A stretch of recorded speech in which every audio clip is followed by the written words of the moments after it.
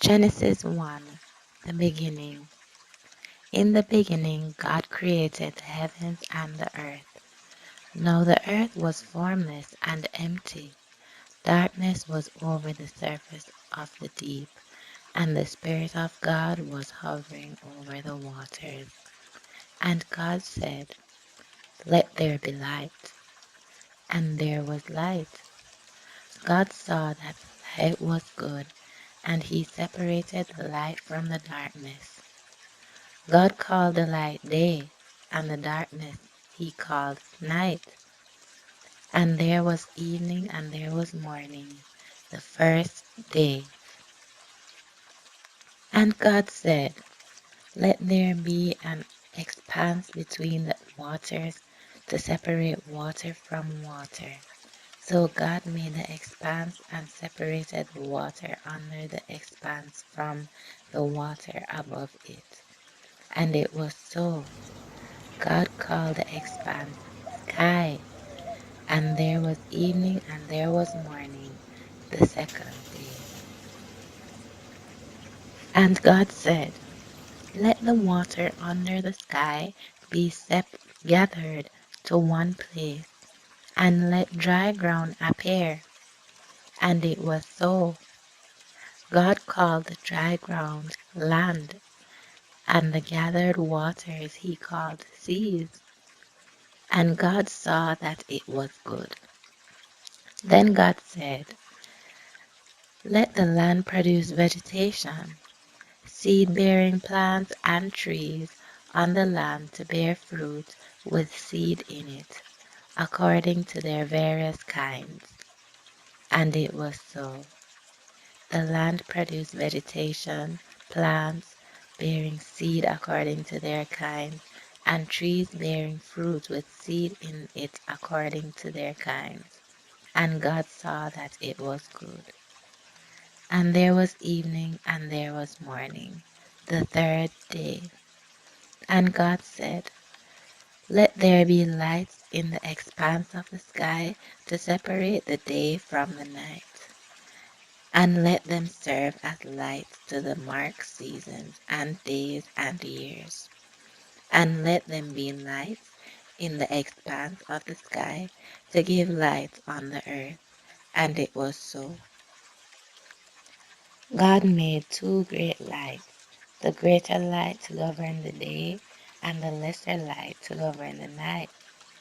He also made the stars.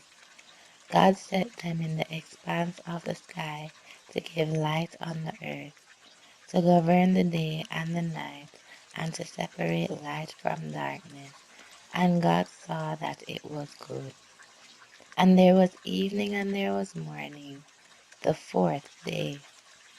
And God said, "Let the water teem with living creatures, and let birds fly above the earth across the expanse of the sky."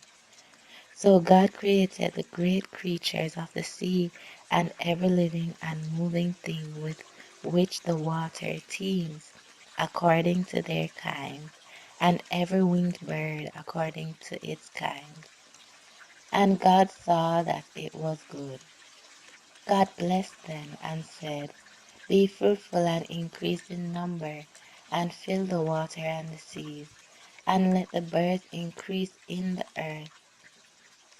And there was evening and there was morning, the fifth day. And God said, "Let the land produce living creatures according to their kinds, living stock, creatures that move along the ground, and wild animals, each according to its kind." And it was so. God made the wild animals according to their kind, the livestock according to their kind, and all the creatures that move along the ground according to their kind. And God saw that it was good.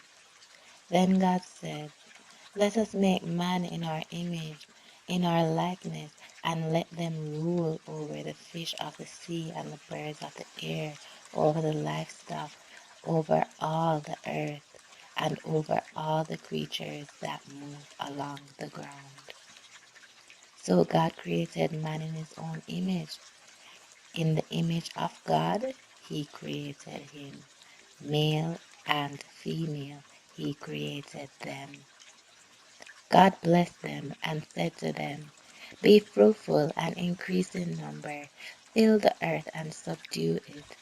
Rule over the fish of the sea and the birds of the air, and over every living creature that moves on the ground. Then God said, I give you every seed-bearing plant on the face of the whole earth, and every tree that has fruit with seed in it. They will be yours for food. And to all the beasts of the earth, and all the birds of the air, and all the creatures that move on the ground, everything that has breath of life in it, I give you every green plant for food. And it was so. God saw all that he had made, and it was very good. And there was evening and there was morning, the sixth day. Genesis 2, verse 1 to 3. Thus the heavens and the earth were completed in all their vast array. By the seventh day, God had finished the work he had been doing. So on the seventh day, he rested from all his work. And God blessed the seventh day and made it holy, because on it he rested from all the work of creation that he had done.